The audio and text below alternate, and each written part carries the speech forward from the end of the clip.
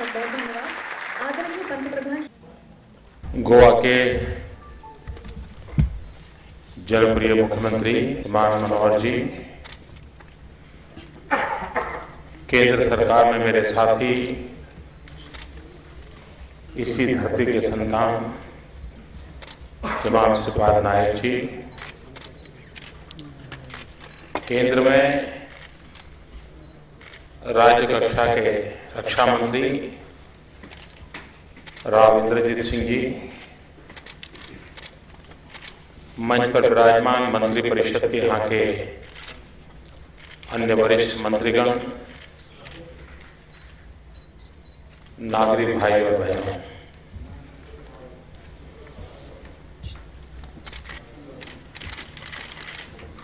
गोवा मुझे बार बार खींच के ले आता है।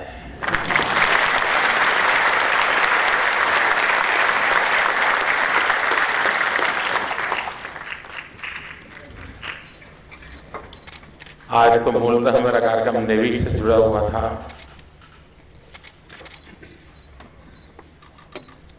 लेकिन जब गोवा आता हूं तो यहाँ के लोगों से मिलने का मेरा बहुत स्वाभाविक होता है।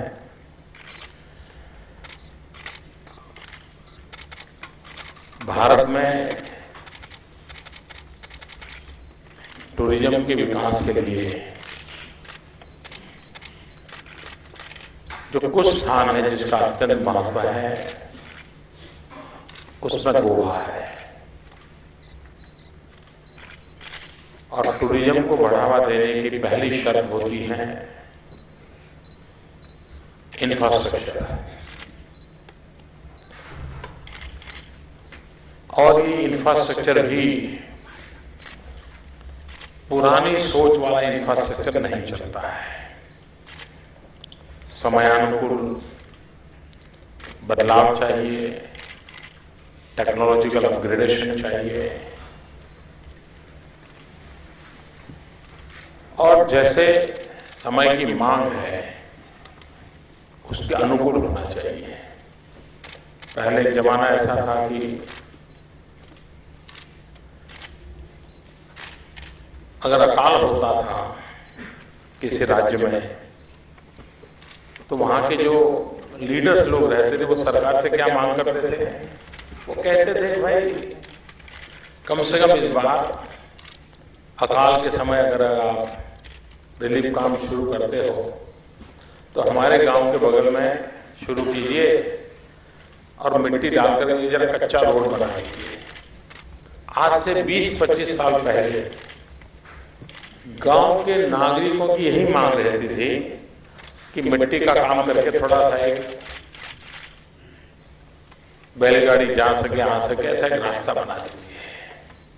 आज गांव का व्यक्ति भी कहता है साहब अब जमाना बदल गया है, जरा पेवर रोड चाहिए।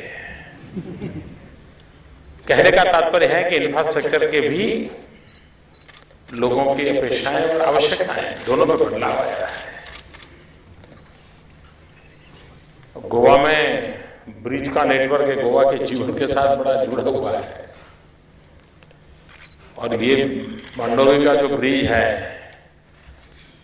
पता नहीं किस मुहूर्त में उसके काम हुआ करते थे पहले, तो या तो उसका आयुष कम होता था या कोई संकट पैदा होता था, पता नहीं क्या क्या होता था।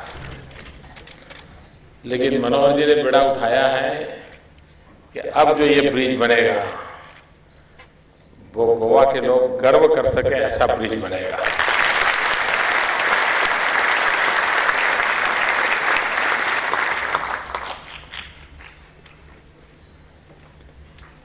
केंद्र में जो नई सरकार बनी है उसकी प्राथमिकता भी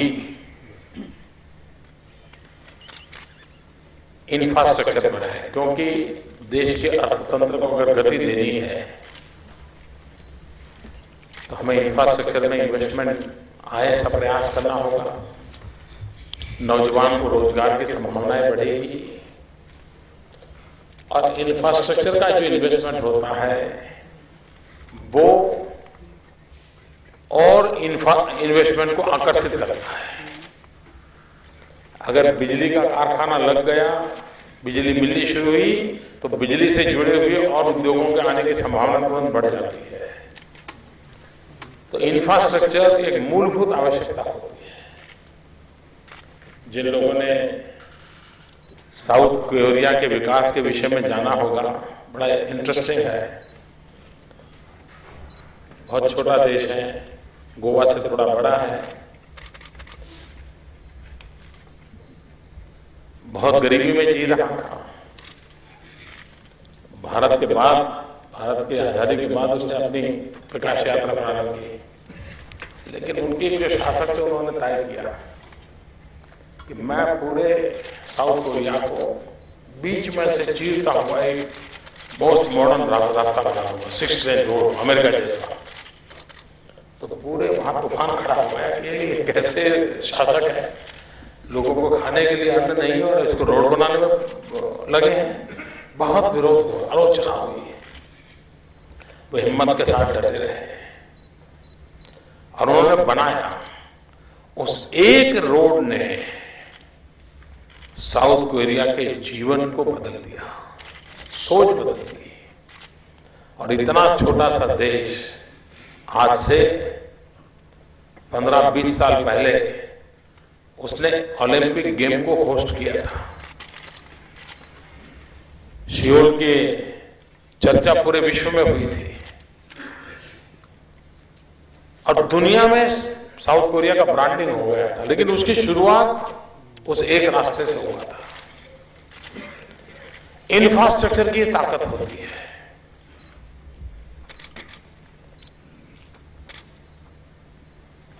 दिल्ली में नई सरकार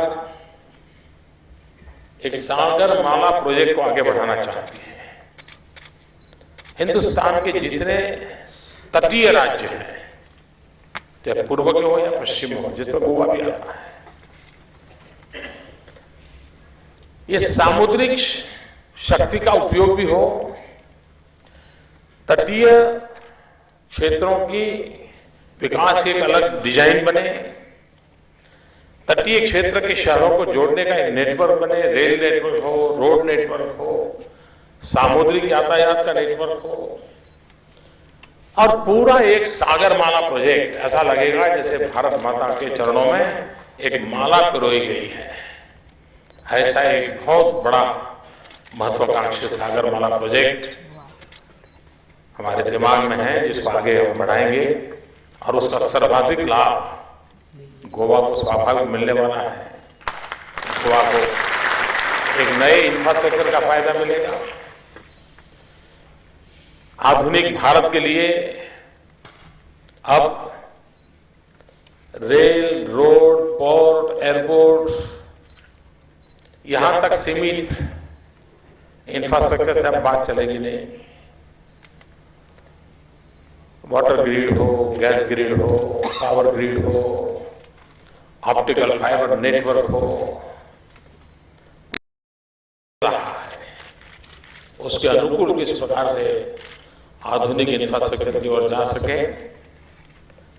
मैं मनोहर जी को पूछ रहा था कि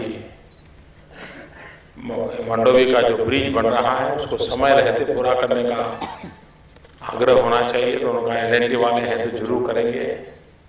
मैं आशा करता हूँ एलएनटी वाले यहाँ होंगे तो समय रहते प्रोजेक्ट पूरे हो। हमारे देश में वरना आदत ऐसी है कि शिलान्यास होते हैं, फिर वो पत्थर खोजना पड़ता है, कौन शिलान्यास करके गया। मैं जब गुजरात में चुनाव लड़ रहा था तो एक बार मैंने और कोई काम नहीं किया था। पुरानी सरकारों ने कहां पत्थर गाड़े थे, गुण ढूंढ के निकाले थे।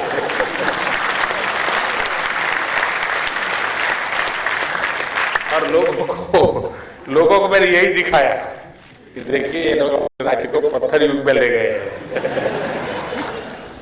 लेकिन मनोहर जी ने कहा युग की विशेषता है चीजों को समय रहते पूरा करना है, और यही तो उनका सक्सेस स्टोरी है मनोहर जी का। तो मेरी बहुत शुभकामनाएं हैं। धन्यवाद।